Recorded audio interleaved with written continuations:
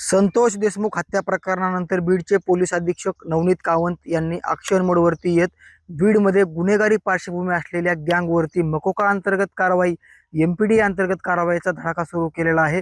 अशातच जवळपास 7 टोळ्यांवरती जे आहे ते मकोका अंतर्गत कारवाई बीडचे पोलीस अधीक्षक नवनीत कावंत यांनी केलेली आहे। गेल्या 2 दिवसांपूर्वी फड गँगवरती देखील मकोका अंतर्गत म्हणजे एमपीडी अंतर्गत कारवाई बीडचे पोलीस अधीक्षक नवनीत कावंत यांनी केलेली आहे। गेल्या काही दिवसांपूर्वी बीड जिल्ह्यामधल्या अनेक टोळ्यांवरती कारवाई देखील केलेल्या आहेत। मात्र गेल्या वर्षभरापासून जे गुन्हेगारी पार्श्वभूमी असेल त्याबरोबर दरोडे असतील, जबर मारहाण असेल, अमानुष मारहाण असेल, खुनाच्या घटना असत्यान किंवा मग चोरीच्या घटना असत्यान, दरोड्याच्या घटना असत्यान, हे थांबायचं नाव घेत नाहीत।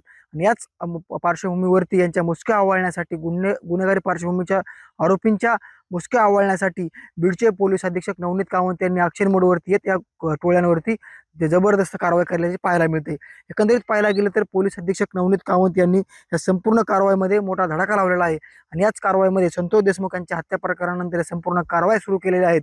एकंदरीत पाहायला गेलं तर तत्कालीन पोलीस अधीक्षक अविनाश बारगळ यांची तडकाफडकी बदली करत पोलीस अधीक्षक नवनीत कावंत यांना बीडमध्ये पोलीस अधीक्षक पदभार दिला आणि याच पदभारानंतर बीडचे पोलीस अधीक्षक नवनीत कावंत यांनी ॲक्शन मोडवरती येत बीड जिल्ह्यामधील जे काही गुन्हेगारी पार्श्वभूमीच्या टोळ्या आहेत त्यांचा पर्दाफाश करण्याचं काम नवनीत कावंत यांनी केलेलं आहे। आणि त्या संदर्भात 7 विविध टोळ्यांवरती गुन्हे दाखल करून जबर स्वरूपाच्या ज्या टोळ्यांवरती गुन्हे दाखल आहेत अशा टोळ्यांवरती मकोका लावलेला आहे। त्याच्यामध्ये आठवले गँग असेल, फड गँग असेल किंवा आणखी मग पाहायला गेलं तर गित्ते गँग असेल, अशा वेगवेगळ्या गँगवरती मकोका अंतर्गत कारवाई, एमपीडी अंतर्गत कारवाई आणि त्याचबरोबर पाहायला गेलं तर मुख्य पाहायला गेलं तर ज्या संतोष देशमुख हत्या प्रकरणाचा मुख्य आरोपी असलेला वाल्मिक कराड त्याचे देखील सहकार्यांवरती काल म्हणजेच फड गँगवरती काल मकोका अंतर्गत कारवाई करण्यात आलेली आहे। विशेष पाहायला गेलं तर याच्यामध्ये रघुनाथ फड, त्याचबरोबर जगन्नाथ फड, सुदीप सोनोने, बालाजी दहीपळे, विलास गित्ते, ज्ञानोबा उर्फ गोट्या गित्ते, ज्या गोट्या गित्तेने गेल्या संतोष देशमुख हत्या प्रकरणाच्या वेळेस ज्यावेळेस आरोपी वाल्मिक कराडला पुण्यामधनं ज्यावेळेस पोलीस सीआयडीचे विभाग बीडला घेऊन येतो त्यावेळेस याच गोट्या गित्तेवरती आरोप झाले होते की गाडीचा पाठलाग केल्याप्रकरणी आणि याच गोट्या गित्तेवरती आता मकोका अंतर्गत कारवाई करण्यात आलेली आहे। विशेष पाहायला गेलं तर बीड जिल्ह्यामध्ये एकूण जवळपास 7हून अधिक टोळ्यांवरती मकोका अंतर्गत कारवाई आणि त्याचबरोबर एमपीडी अंतर्गत कारवाई करण्यात आली।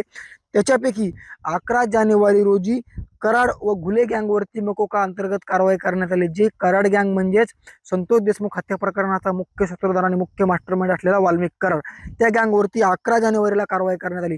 दुसरीकडे पाहायला गेलं तर 27 जानेवारी रोजी बीडचे आठवले गँगवरती म्हणजेच संतोष देशमुख हत्या प्रकरणाच्या नंतर ज्या आठवले गँगचा आणि वाल्मिक कराडचा आणि तत्कालीन म्हणजे ते बीड शहरचे पोलीस निरीक्षक शीतलकुमार बल्लाळ यांची कॉल रेकॉर्डिंग व्हायरल झाली होती, त्याच गँगवरती मकोका लावलेला आहे। दुसरीकडे पाहायला गेलं तर 20 मार्च रोजी आष्टी येथील भोसले गँगवरती ज्या भोसलेने ढाकणे पिता पुत्रांना अमानुष मारहाण केली, त्याचबरोबर हरणाची तस्करी केल्याप्रकरणी आरोप झाले, त्याच्यानंतर वाघ याला बॅटने अमानुष मारहाण केली त्या सतीश भोसलेवरती देखील म्हणजे ते भोसले गँगवरती मकोका अंतर्गत कारवाई बीडचे पोलीस अधीक्षक यांनी केलेली आहे।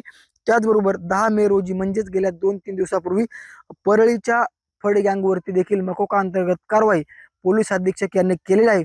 विशेष पाहायला गेलं तर जे माजी मंत्री धनंजय मुंडे यांच्यासोबतचे फोटो देखील त्यांचे व्हायरल झालेले, त्याच्यानंतर जे आरोपी असलेला वाल्मिक कराड संतोष देशमुख हत्या प्रकरणाचा त्याच्यासोबतचे देखील काही फोटो आणि त्याचबरोबर काही पोस्ट व्हायरल झालेले आहेत। मात्र विशेष पाहायला गेलं त्याच्यामध्ये रघुनाथ फड असेल, जगन्नाथ फड असेल, सुदीप सोनोने असेल, त्याचबरोबर गोट्या गित्ते असेल आणि बालाजी दहीपळे असेल, या गँगवरती कारवाई करण्यात आलेली आहे। विशेष पाहायला गेलं तर संतोष देशमुख यांच्या हत्या प्रकरणानंतर बीडचे पोलीस अधीक्षक जे आहेत नवनीत कावंत यांनी ॲक्शन मोडवरती येत संपूर्ण यंत्रणा कामाला लावून ज्या पोलीस स्टेशनमध्ये ज्या ठाण्यामध्ये गंभीर स्वरूपाचे गुन्हे दाखल आहेत, 5हून अधिक असतील, 6हून अधिक असतील आणि त्याच्यामध्ये विशेष पाहायला गेलं तर खुनाच्या घटना असतील, अपहरणाच्या घटना असतील, 307 सारखे प्रकरणं असतील, दरोडा असेल, अमानुष मारहाण असेल, अशा जबर गुन्हेगारीच्या पार्श्वभूमीच्या लोकांवरती आरोपींवरती कठोरात कठोर शासन झालं पाहिजे अशी भूमिका घेऊन त्यांनी संपूर्णच्या टोळ्यांवरती मकोका अंतर्गत कारवाई केलेली आहे। याच्यामुळे नक्कीच पाहायला गेलं तर बीड जिल्ह्यामधली गुन्हेगारी कुठेतरी थांबायचं नाव घेईन